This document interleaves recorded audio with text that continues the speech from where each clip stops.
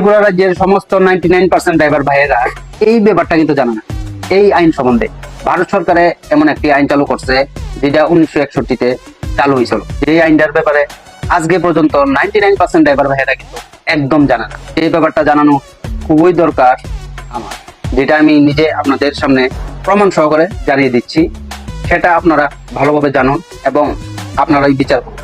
আর ভিডিওটা বেশি বেশি করে শেয়ার করবেন, কারণ শেয়ার করার আপনার দায়িত্ব। ভিডিওটি শেয়ার করলে কি হবে, ভিডিওটি শেয়ার করলে যারা যারা জানে না এই ব্যাপারটা তাদের কাছে গিয়ে বুঝতে পারবে, এবং আমাদের রাজ্যের যে সব বড় বড় উচ্চ অধিকারীরা আছে তাদের কাছেও এই ভিডিওটা পৌঁছানো খুবই দরকার। তো ড্রাইভার ভাইয়েরা, আপনারা যদি ড্রাইভার হন তাহলে এই ভিডিওটা স্কিপ করবেন না, কারণ এই ভিডিওটা শুধু আপনার জন্য।